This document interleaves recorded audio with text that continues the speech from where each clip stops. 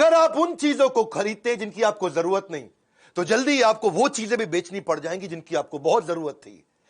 दूसरा, if you can not control emotions, you can not control your money. तीसरा, if you don't find a way to make money while you sleep, then you will have to work until you die। अगर नींद में भी तू पैसा नहीं कमा पा रहा है सोते सोते, तो तुझे सारी जिंदगी काम करना पड़ेगा। नमस्कार, मैं Vivek Bindra, founder and CEO बड़ा बिजनेस.com। आज बात कर रहा हूं वॉरेन बफे की। गेम चेंजिंग वीडियो है। ऐसे मैंने पीछे बहुत पावरफुल वीडियोस दिए हैं अभी आपको। Steve Jobs, Marwari, D Mart, Mary Kom, Gandhi, life in 2050, Singapore, McDonald's, Bengali community, success habits of billionaire, आगे भी दूंगा। कमेंट बॉक्स में आप बता रहे हैं ना, आपके सारे कमेंट्स को पढ़ रहा हूं। तेंदुलकर का जन्मदिन आने वाला है। अजीत डोवाल कैसे इतने बुद्धिमान, क्या क्या किया। पॉलिटिकल रिलेशन सोच रहा हूं मैं, इंडिया, चाइना, पाकिस्तान और यूएस से कैसे इतना राइज कर गया, इतना पैसा कमाया। टेक्सटाइल इंडस्ट्री, कोई और भी हो नीचे बताइएगा। पर आज बात करूंगा ऐसे आदमी का, दुनिया के 4 सबसे अमीर आदमियों में उसका नाम आया पिछले 20 साल तक। कभी रैंक 1, कभी रैंक 2, कभी रैंक 3, कभी रैंक 4। 2008 में दुनिया का सबसे अमीर आदमी था। आज भी तीसरे या चौथे रैंक पे है, लेकिन पिछले 50 साल से उसी मकान में रह रहा है। लोग उससे मिलना चाहते हैं, मिलता नहीं किसी से। एक बार बोली लगाई गई, मैं मिलूंगा। वॉरेन बफे से लंच करना चाहते हैं। बोली लगाई तो उनके लंच के लिए 35 करोड़ रुपए उनको दिए गए कि मैं आपके साथ 1 घंटा लंच करना चाहता हूं। वॉरेन बफे ने 35 करोड़ खुशी खुशी लिए, ले आ भैया 35 करोड़, और दान में दे दिए। उन्होंने सोचा कि ये बड़ा अच्छा तरीका है, मेरे साथ लंच करने आ रहा है, 35 करोड़ मैं दान दे दूंगा। Living legend of investing, financial advisor है भैया। किनके? दुनिया के बड़े बड़े प्रेसिडेंट्स और दुनिया के बड़े बड़े बिजनेस टाइकून्स के financial advisor. His words are not words, they are world to the world. Hindi में बोलूं क्या, उनके शब्द शब्द नहीं है, वो दुनिया के लिए पूरी दुनिया है। यानी कि वो कुछ भी बोल देते हैं भैया, गेम चेंज हो जाता है। 1970s की बात कर रहा हूं, 50 साल पहले भी वो जिस स्टॉक को खरीद लेते थे ना, उस स्टॉक का भाव अगले दिन 10% बढ़ जाता था। बात समझो। एक उसका नेब्रास्का वो स्टेट है सेंट्रल यूएस के अंदर, वहां पे उसका एक दोस्त हुआ करता था, वो बाद में माइक्रोसॉफ्ट ज्वाइन कर गया। कहानी बता रहा हूं, गेम चेंजिंग। माइक्रोसॉफ्ट ज्वाइन कर गया, माइक्रोसॉफ्ट में सीनियर लीडरशिप में था। नेब्रास्का के उस दोस्त ने एक बारी उससे पूछा, भैया वॉरेन बफे एक बात बता, तू माइक्रोसॉफ्ट में इन्वेस्ट नहीं करता, उसका स्टॉक नहीं खरीदता, तुझे क्या लगता है माइक्रोसॉफ्ट में कोई कमी रह गई है जो तू उसका स्टॉक नहीं खरीद रहा? उसने ईमेल लिखा वॉरेन बफे को। वो जिंदगी का पहला ईमेल, वॉरेन बफे ने उसको रिप्लाई किया। नेब्रास्का का उसका दोस्त था, तो उसने रिप्लाई करते वक्त बताया, मैं माइक्रोसॉफ्ट इसलिए नहीं लेता, बहुत सारे कारण लिख दिए। और साथ में उसने उसको नेब्रास्का की फुटबॉल टीम जो बड़ी बेकार थी उसके साथ भी कंपेयर कर दिया। अब वो मेल तो कर दिया, एक मेल किया था, लेकिन थोड़े दिन के बाद जो वहां की सरकार थी, यूएस गवर्नमेंट, उसने उस मेल को ट्रैक करके निकाल लिया। उन्होंने उस मेल को, प्राइवेट मेल को पढ़ा, और वो उनको लगा कि ओहो, इससे तो हमें माइक्रोसॉफ्ट के बारे में बहुत कुछ समझ में आ रहा है। वॉरेन बफे ने यह बात बोली है। वो मेल जाकर के बाद में वॉल स्ट्रीट जर्नल के अखबार में छप गई। इसको बहुत बुरा लगा, मेरी प्राइवेट ईमेल पहली बार लिखी थी और सरकार ने निकाल करके अखबार में छपवा दिया। वो दिन आखिरी दिन था उसका, उसके बाद उसने कभी किसी को मेल नहीं लिखा। उसको इस बात का दुख नहीं था कि मैंने माइक्रोसॉफ्ट की निंदा करी, उसको इस बात का दुख था कि मैं नेब्रास्का नाम के स्टेट में रहता हूं, और उसमें छोटा शहर है ओमाहा, लेकिन मैंने जो है नेब्रास्का की फुटबॉल टीम की बेइज्जती करी है। ऐसा ना हो जाए मुझे यहां से घर छोड़ना पड़ जाए। बहरहाल एनुअल लेटर जरूर लिखते हैं अपने सारे शेयर होल्डर को, और जो एनुअल लेटर लिख करके भेजते हैं अपने शेयर होल्डर्स को, जो अपने इन्वेस्टर्स हैं, जब ये उनको भेजते हैं तो पूरी यूनिवर्सिटीज बैठ करके उनके एनुअल लेटर को पढ़ती है, इनकी कही हुई बात को पढ़ा जाता है। यूनिवर्सिटी सिखाती है, अरे देख भाई वॉरेन बफे ने चिट्ठी लिखी, अरे क्या लिखा होगा इसके, 63 कंपनियां हैं आज वॉरेन बफे की। मेरा वीडियो देख लेना भैया, थोड़ी देर के अंदर मैं इतनी सारी लर्निंग देने वाला हूं। 63 कंपनीज वॉरेन बफे की। हर कंपनी के सीईओ को साल में एक चिट्ठी भेजता है, ना मिलता है ना फोन पे बात करता है। वॉरेन बफे साल में एक चिट्ठी भेज दी और उसमें लिख दिया, भैया तुम्हारा ये गोल है, तुम्हारा ये केपीआई है, ये तुम्हारे की परफॉर्मेंस इंडिकेटर, और ये तुम्हारे इस साल के गोल होने चाहिए, इसको अचीव करके दिखाओ। एक चिट्ठी भेजी, बस हड़कंप मच जाता है। कोई मिलता नहीं, कुछ बात नहीं करता। मीटिंग ले, क्योंकि उनकी आदत क्या, पढ़ते रहते हैं, 10-10 12-12 घंटे तो रोज पढ़ते हैं, कोई मीटिंग करते ही नहीं। वो हार्वर्ड बिजनेस स्कूल में पढ़ने गए थे, उनको रिजेक्ट कर दिया, उसको एडमिशन नहीं मिला वॉरेन बफे को हार्वर्ड बिजनेस स्कूल में। आज Harvard business school Warren Buffett की केस स्टडी सिखा रहा है सबको। आज बता रहा है भैया वॉरेन बफे इतना बड़ा कैसे होगा, उसको उस समय पढ़ने नहीं दिया था। आज एक बात समझ लेना, जो सबसे बड़े 100 अरबपति हैं दुनिया के, उनमें से 80% लोग खुद से अरबपति बने हैं, माँ बाप के पैसे से नहीं बने हैं। और वो बड़ी अच्छी एडवाइस भी देते हैं लोगों को, कहते हैं क्रेडिट कार्ड से दूर रहना, पैसे ने आदमी को नहीं बनाया, आदमी ने पैसे को बनाया, इसको याद रखना। और दूसरे के कहे अनुसार काम नहीं करना, अपनी बुद्धि से काम करना। बचपन में इनके खून के अंदर बिजनेस घुस गया। इनको पहले से ही पता था अमीर तो बहुत बनने वाला हूं। 6 साल की उम्र में रिसर्च करने चले गए दुकान के बाहर। अरे कौन सी कोल्ड ड्रिंक के ढक्कन ज्यादा है, बाहर जाके ढूंढने लगे। अरे इसका ढक्कन उसका ढक्कन, अलग अलग ढक्कन देखे उन्होंने। वहां जाकर रिसर्च में इनको समझ में आया सबसे ज्यादा कोल्ड ड्रिंक के ढक्कन बाहर कोका कोला के पड़े हैं। उससे उसने धंधा चालू कर दिया। 6 कैन कोका कोला के 25 सेंट में खरीदता था, 30 सेंट में बेचाता था। 25 सेंट में खरीदता था, 30 सेंट में बेचाता था। हर रोज 5 सेंट बचाया। 6 साल की उम्र में जब बच्चे कंचे खेल रहे हैं, ये धन से धंधा करना शुरू कर दिया। और वो जो कोका कोला पे रिसर्च किया, वहां से इसको रिसर्च की आदत पड़ी। 11 साल की उम्र में इसने पहली बार एक स्टॉक मार्केट, शेयर मार्केट में इन्वेस्टमेंट किया। इसके पिता ने इसको गाइड किया था। वहां पे सिटीज सर्विस नाम का एक स्टॉक था, जिसको उसने 38 रुपए के भाव में, $38 के भाव में खरीद लिया। अब वो हुआ क्या, वो नीचे गिर गया। नीचे गिरा, इसको बचे टेंशन हो गई। अरे नीचे गिर गया, नीचे गिर गया। बैठा रहा टाइट, वेट किया। जैसे ही वो $28 से वापस $40 हुआ, इसने तुरंत जाके बेच दिया। लेकिन थोड़े दिन के बाद वो $200 का हो गया शेयर। इसको लगा यार मैं तो $2 कमाए थे, ये तो $200 का हो गया, बहुत कमा सकता था। बड़ा परेशान हुआ उस समय। लेकिन उसको सीखने को मिला कि भैया ऐसा है, मेरी बात समझो कि जिस चीज को टाइम लगता है, अगर कंपनी अच्छी है, इसको ग्रो करने में टाइम लगता है तो लगेगा। मैंने जल्दी कर दी। हाँ, ऐसा नहीं है कि एक औरत और एक पुरुष जब ये दोनों मिलते हैं तो 9 महीने में बच्चा पैदा करते हैं, तो 9 पुरुष लगा दो तो 1 महीने में बच्चा पैदा तो हो नहीं जाएगा। या 9 महिलाओं को जोड़ लो इकट्ठे तो भी 1 महीने में बच्चा पैदा नहीं होगा, 9 महीने लगता है। तो मैंने वेट नहीं किया, इसलिए मैं हारा। ये एक्सपीरियंस उसको लॉन्ग टर्म वैल्यू इन्वेस्टिंग के बारे में समझ में आया। बाकी सारे बच्चे बेसबॉल खेल रहे थे और ये बाइंग स्टॉक्स खेल रहे थे। 16 साल की उम्र में $53,000 कमा चुके थे। कभी कलेक्टर स्टैंप बेचते थे, कभी गाड़ी साफ करते थे, कभी पुरानी गोल्फ की बॉल लेके उसको रिफर्बिश करते थे, कभी जाकर के वॉशिंगटन पोस्ट जो उनका सबसे फेमस अखबार था वहां का उसको बेचते थे। $175 कमाया करते थे रेगुलरली। अपने उस समय के टीचर से ज्यादा कमाते थे। 17 साल की उम्र में पिता ने वॉटन भेज दिया, जा भैया वॉटन में पढ़ के, सबसे बढ़िया बिजनेस कॉलेज। वॉटन गए, थोड़े दिन एडमिशन लिया, पढ़ना शुरू किए। टीचर वहां पढ़ा रहे, छोड़ के आ गए। माँ बाप को बोले अरे इस टीचर से ज्यादा तो मैं जानता हूं। पढ़ने में बहुत तेज थे ना ये, जो टीचर सिखाता था उसे 4 कदम आगे रहते थे। जितना टीचर कमाता था उससे ज्यादा पहले ही कमा लेते थे। 17 साल की उम्र में इसने क्या किया, एक दिन बाल कटाने गया नाई की दुकान पे। भैया बोला बढ़िया बढ़िया बाल काट दो, लेकिन नाई बोला यार मैं वेट कर भैया, अभी 3 आदमी बैठे हैं। इसको समझ में आया लोगों को वेट करना पड़ता है।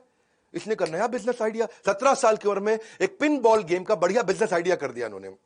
पिनबॉल गेम कैसा होता है, ये समझो जैसे इंडियन कंचे होते हैं ना, उसका पॉलिश्ड वर्जन। हाँ, वहां पे टेबल लगा दी, उसमें कंचा छेद में फेंकना रहता है, तो वो निकल पिनबॉल मशीन बोलते हैं उसको। इन्होंने $25 की मशीन ली, जाके नाई को समझाया कि मेरी बात समझ भाई, तेरा इसके अंदर कोई रिस्क नहीं है, नो रिस्क प्रेपोजिशन। पैसा मेरा है, लगेगा, लोग आएंगे खेलेंगे और उनको मजा आएगा, तेरे पास ज्यादा लोग आएंगे, वेट करते वक्त वो खेलते रहेंगे।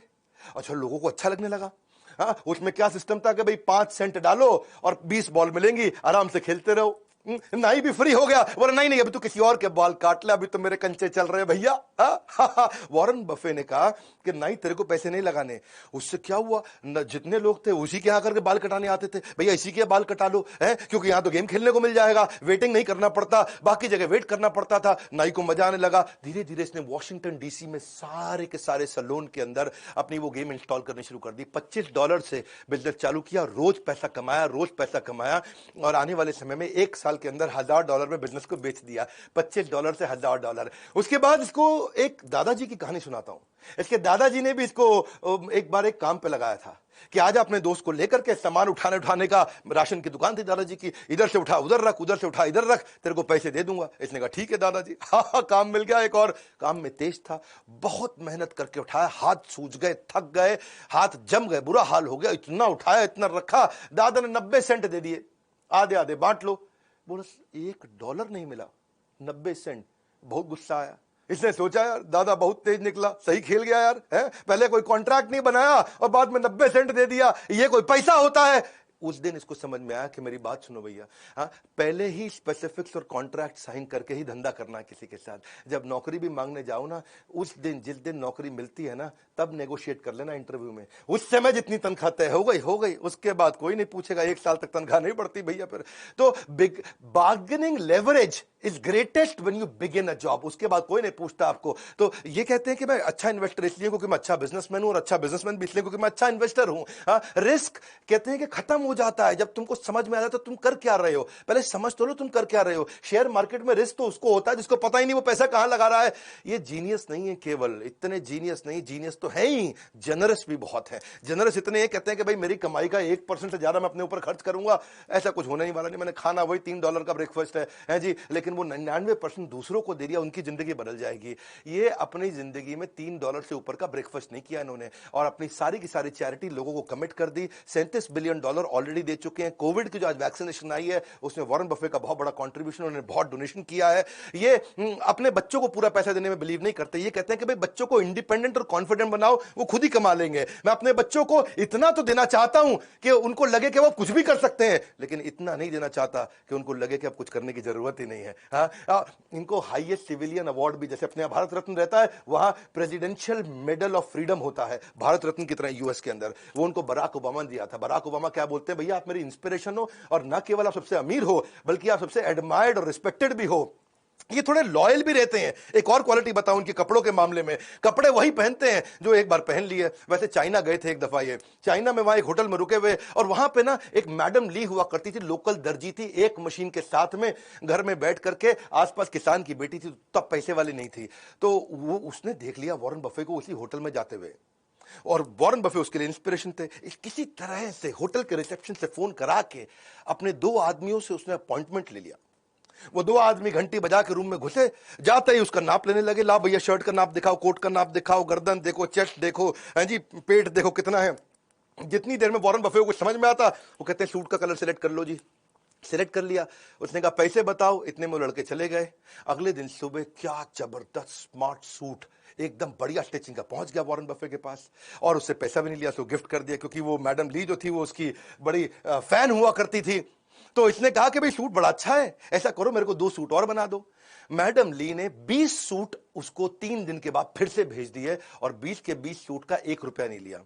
वॉरेन बफे बड़ा हैरान हो गया, बोला यार तुम पैसा नहीं ले रहे हो मुझसे। हाँ, लेकिन वॉरेन बफे ने उसको प्रमोट बहुत किया, इतना प्रमोट किया कि उनके दोस्त बिल गेट्स, उसके भी कपड़े आज मैडम ली बनाती हैं, और दुनिया भर के लोग कपड़े बनाती हैं। बर्कशायर हैथवे की जो एनुअल जनरल मीटिंग है वहां पे भी उनको इन्वाइट किया और बड़ा उनको धन्यवाद किया। और वो दिन है और आज का दिन है, वही 20 सूट है उनके पास। वो पिछले 20 साल से वही 20 सूट अलग अलग दिन बदल के पहनते हैं। ये ऐसे आदमी हैं, अपनी आदतों के साथ लॉयल है, एक जैसा ही ब्रेकफास्ट खाते हैं, वही गाड़ी चलाते हैं, 50 साल से उसी घर में रहते हैं, वही 20 सूट पहनते हैं। यहां तक कि फोन भी उनके पास सैमसंग का वही फ्लिप वाला पुराना है।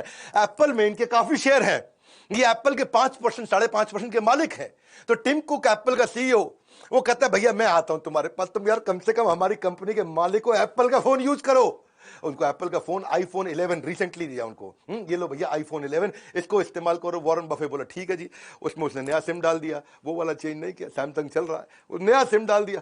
टिम को कहता मैं सिखा दूंगा तुम्हें कैसे यूज करना है। बोला कोई जरूरत ही नहीं है, ये खाली फोन रिसीव करने के लिए रख लिया मैंने, इससे फोन कर लूंगा, रिसीव कर लूंगा, मैंने सीखना कुछ नहीं, इंटरनेट तो मैं वैसे नहीं चलाता। उसी तरीके से चलते हैं। लॉयल्टी कहते हैं कि एक्सपेंसिव गिफ्ट है, मैं जिसके साथ लॉयल हो जाता हूं उसका हो जाता हूं। Do not expect it from cheap people. 91 के हो जाएंगे अभी अगस्त में, लेकिन एनर्जी ऐसी है उनके अंदर, है जी, बच्चों की तरह बातचीत करते, इतना एक्साइटेड रहते हैं हर समय। और किसी ने उनसे पूछा भैया आप इतने एनर्जेटिक कैसे रहते हो, बर्गर भी खाते हो, आइसक्रीम भी खाते हो, 91 की उम्र में, 91 रनिंग चल रहा है। बिल गेट्स तो कहते हैं इनके पास 30 साल की उम्र के लड़के की शार्पनेस है, 10 साल के लड़के की उम्र की मुस्कुराहट, ऐसा मिस्चीवियस स्माइल है, और 6 साल के बच्चे की खाने पीने की आदतें हैं। ये क्या कहते हैं, 6 साल के बच्चे का डेथ रेट सबसे कम है, तो उसी की तरह खाओ, मजे मारो, कोई दिक्कत नहीं, मेंटली एकदम फिट, और रोज आधा घंटा वर्कआउट पक्का करना है इनको। बिल गेट्स के साथ बड़ी दोस्ती हो गई इनकी। वो उसकी तो बड़ी जबरदस्त कहानी है। बिल गेट्स की जो माँ थी ना, मैरी गेट्स ने अपने घर पे एक इवेंट रखा था, उस घर में किसी को बुलाया, तो उसने फोन पे बोल दिया मेरा दोस्त है वॉरेन बफे, उसको लेके आ रहा हूं।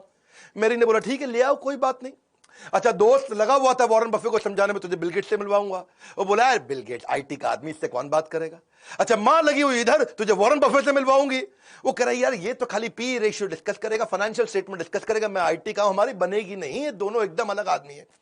अच्छा, वो दोनों लगे हुए, नहीं मिलवाते हैं। हुआ ये कि जब ये मिले तो पहला ऐसा क्वेश्चन किया उनको वॉरेन बफे ने, बोला भाई बिल एक बात बता, तेरे को नई आईटी कंपनी बना के दूं अगर, और तेरी माइक्रोसॉफ्ट खत्म, तो नई कंपनी कैसे स्टार्ट करेगा। तुझे अगर मैं नई किसी देश में कंपनी बनाने को दूं तो तू कैसे बनाएगा, इस कंपनी के बारे में तेरा क्या विचार। वहां उन्होंने पूछा भाई तुम्हारी फेवरेट किताब, फेवरेट अखबार, फेवरेट ऑथर, फेवरेट आर्टिकल्स कौन से हैं। इतना मजा आया, आधे घंटे की मीटिंग थी, 10 घंटे चलती रही। एक दूसरे के साथ उन्होंने खूब बात करी, अलग अलग क्वेश्चंस किए, खूब डिस्कशंस हुए। उसके बाद तो फिर ये ताश के दोस्त भी हो गए, शॉपिंग के दोस्त भी हो गए, रेस्टोरेंट में खाना खाने के दोस्त भी हो गए। इनफैक्ट बिल गेट्स के मोबाइल में केवल 2 ही स्पीड डायल के नंबर, एक मेलिंडा गेट उसकी वाइफ का और एक वॉरेन बफे का। ऐसा एक दिन नहीं गया आज तक जब तक इन दोनों ने बात नहीं करी। ये भी बड़ा इंपॉर्टेंट है, किसके साथ उठते बैठते हो। ये कहते हैं कि वॉरेन बफे ने मुझको 2 चीजों में बड़ी हेल्प करी। पहली चीज क्या है कि लाइफ टाइम लर्निंग, और दूसरी है लाइफ टाइम लाफिंग। बोला इससे ज्यादा मैं दुनिया में कभी नहीं कर सकता था। कहते हैं कि pickup your associate whose behavior is better than you, and then that will give you a drift in your direction of life. Tell me who your heroes are. तेरा हीरो कौन है? दोस्त तुझसे भी पूछ रहा हूं, तेरा हीरो कौन है? And I'll tell you who you'll turn out to become. तू बनेगा किसके जैसा आज ही पता चल जाएगा। वॉरेन बफे के ना गुरु भी थे जिनसे ये बड़ा सीखा करते थे, बेंजामिन ग्राहम। बेंजामिन ग्राहम जो थे कोलंबिया के प्रोफेसर थे। ये इन्होंने वॉर्टन छोड़ के कोलंबिया ज्वाइन किया क्योंकि बेंजामिन ग्राहम की इन्वेस्टमेंट को लेकर बड़ी मास्टरी थी। बेंजामिन ग्राहम एक बड़े स्ट्रिक्ट टीचर भी हुआ करते थे जो इन्वेस्टमेंट के बारे में, शेयर मार्केट के बारे में सिखाते थे। और बफे केवल एकमात्र ऐसे स्टूडेंट थे जिसको A+ रेटिंग। बेंजामिन ग्राहम की सारी क्लास को बहुत ध्यान से अटेंड करते थे। ऐसे एकलव्य शिष्य दूर से सीखते थे। बाद में बेंजामिन ग्राहम के घर गए, उनको बोले मैं आपके लिए नौकरी करना चाहता हूं। तो बेंजामिन ग्राहम ने बोला नहीं नहीं, तुमको नहीं रखूंगा, तुम बहुत जीनियस हो, तुमको नहीं रख। मैं ऐसे लड़कों को रखता हूं, ज्यूइश लड़कों को रखता हूं जिनको कोई नौकरी नहीं देता, ताकि मेरे साथ टिक के काम कर सके। बोला मैं टिक के काम करूंगा, नहीं ना, बाहर बाहर, तेरे को नहीं रखूंगा। ठीक है फ्री में रख लो, फ्री में नौकरी करो ना, बोल दिया ना बाहर, तेरे को तो बिल्कुल नहीं रखूंगा। बेंजामिन ग्राहम इनके गुरु, उन्होंने इनको रखा नहीं। बड़ा परेशान हुए। वॉरेन बफे पीछे पड़े रहे। कुछ समय के बाद एक ऐसा समय आया कि बेंजामिन ग्राहम मान गए, बोले चल ठीक है आजा। और ये वहां से फिर न्यूयॉर्क शिफ्ट हुए। वहां आए, न्यूयॉर्क में आकर के बेंजामिन ग्राहम के साथ में काम करने लगे। सारे स्टैंडर्ड एंड पुअर्स की रिपोर्ट पढ़ना, S&P की रिपोर्ट पढ़ना, इन्वेस्टमेंट अपॉर्चुनिटी ढूंढना, P&L को समझना, कैश फ्लो स्टेटमेंट को समझना। जब जिस समय यंग लड़के प्ले बॉय मैगजीन है जी, जहां पे आप देखते हैं कई देवियों के चित्र होते हैं अलग अलग प्रकार के, जिसमें वो कम कपड़े पहन के रखती है, उनके चित्र देखते थे। ये उस समय बैलेंस शीट देखा करते थे। ऐसे भयंकर फोकस्ड आदमी थे। बेंजामिन ग्राहम और वॉरेन बफे की जोड़ी ने कमाल कर दिया। वॉरेन बफे खूब सीख रहे थे, लेकिन फिर एक ऐसा समय आया कि वॉरेन बफे और बेंजामिन ग्राहम की थ्योरीज में फर्क आ गया। बड़ा फर्क था। बेंजामिन ग्राहम क्या कहते हैं कि भाई ये खाली बैलेंस शीट और इनकम स्टेटमेंट देखो, कंपनी का कैश फ्लो स्टेटमेंट देखो, बहुत है, इससे समझ में आ जाए कंपनी चल रही है कि नहीं चल रही, चलेगी कि नहीं चलेगी। ये बोले नहीं नहीं, वो क्वांटिटेटिव है, वो नंबर है, मेरे को मैन पावर भी देखनी है, मुझे लीडरशिप भी देखनी है। वॉरेन बफे मानते थे केवल हमारे को परफॉर्मिंग बिजनेस नहीं देखना है, हमें क्वालिटी बिजनेस देखना है जो आगे तक चलेगा। आज चल रहा है मतलब ये नहीं कि आगे चलेगा। बात समझना, शेयर मार्केट के पावरफुल प्रिंसिपल देने वाला भाई वॉरेन बफे का वीडियो है। मेरे वीडियो बाकियों की तरह तो होते नहीं, गेम चेंजिंग है, क्योंकि यहां बेंजामिन ग्राहम बोलते थे क्वांटिटेटिव मेथड और नंबर चेक कर लो, quantity number, quantitative method number, number समझ लो, समझ आ जाए कंपनी चलेगी। ये बोले ना ना ना, क्वांटिटेटिव के साथ qualitative approach.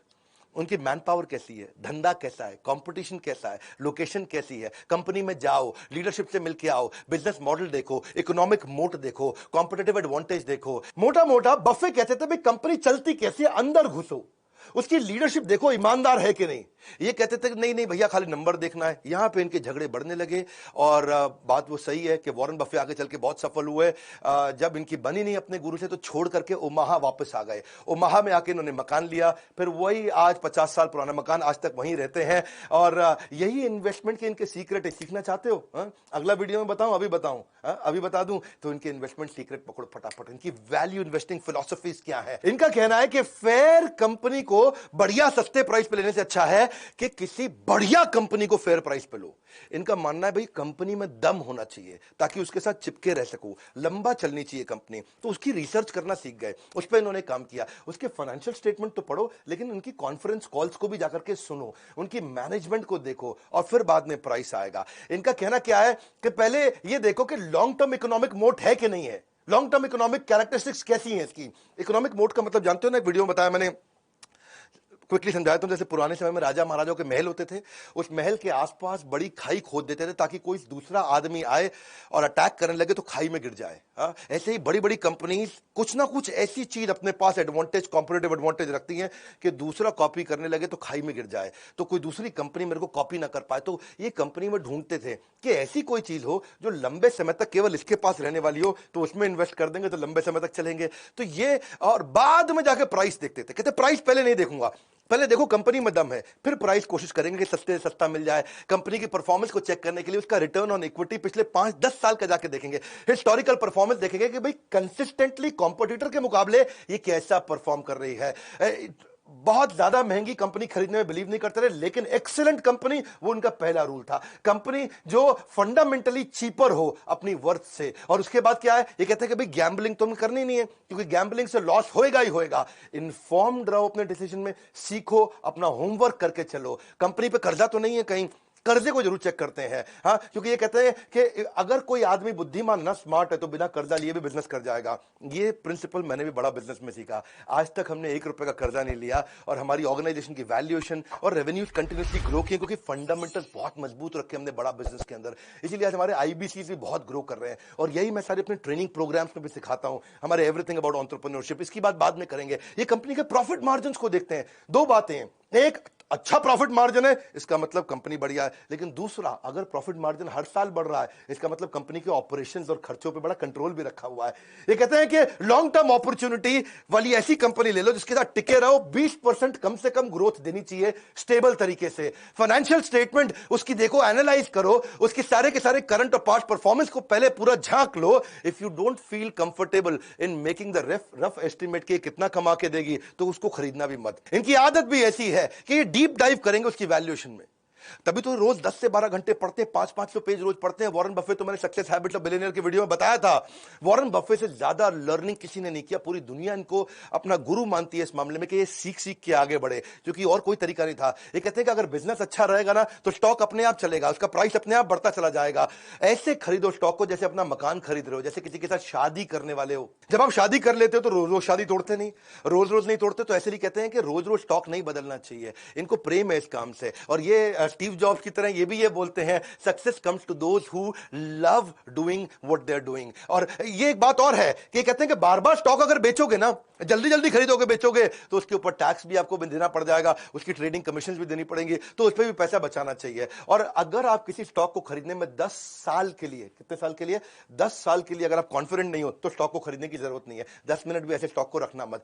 Calling someone who does this trading every day, जो रोज रोज करता हो और कहता हो कि हाँ जी मैं तो ट्रेडर हूं, बढ़िया इन्वेस्टर हूं, तो कहता है ऐसे ही है जैसे हर बार नई लड़की के साथ रात को सोएगा और अपने आप को कहता है कि मैं बड़ा रोमांटिक हूं। ये तो रोमांटिक नहीं है, तो सेक्स एडिक्ट है। हाँ, ऐसे ही जो रोज रोज शेयर मार्केट में खरीदता बेचता है, हाँ, वो क्या है, वो इन्वेस्टर नहीं है, वो एक नॉर्मल रूटीन ट्रेडर है। Never invest in a business that you can not understand. एक बार समझ लो बिजनेस को, इसके कई प्रिंसिपल्स हैं, वो आपको भी सीखने चाहिए। हाँ, तभी आप एक बढ़िया पावरफुल इन्वेस्टर बन सकते हो। ये सीखना जरूरी है। हाँ, investment in a number of mediocre business नहीं चाहिए है, क्योंकि वो फिर आपकी क्वालिटी इन्वेस्टमेंट्स की को डाइल्यूट कर देगा, क्योंकि पैसा तो आपके पास लिमिटेड है। ये कहते हैं मैं हजारों कंपनीज को पहले एनालाइज कर लेता हूं और उसके बाद फिर जाकर के बढ़िया से चूज करके इन्वेस्ट करता हूं। क्यों? इनका रूल क्या है? Rule number 1, never lose money, और rule number 2, never forget the rule number 1। ये बड़ी इंपॉर्टेंट चीजें हैं। हाँ, ये इनकी खास बात क्या है, आप समझ लीजिए कि 500 पेज पढ़ने का जो इनका सिस्टम है रोज का, the more you learn more you earn, ये प्रिंसिपल है। Best investment that you can make is investment on your own self, ये वॉरेन बफे का कोट है। हमने भी इसीलिए एक नया कॉम्बो तैयार किया आपके लिए। अगर आपने वीडियो पूरा देखा है तो मतलब आपका इन्वेस्टमेंट में, ग्रोथ में, पैसा कमाने में, पैसिव इनकम में इंटरेस्ट है। तो हमने कुछ नए कोर्सेज जो लॉन्च किए थे, उसका इंट्रोडक्शन जल्दी दे देता हूं आपको।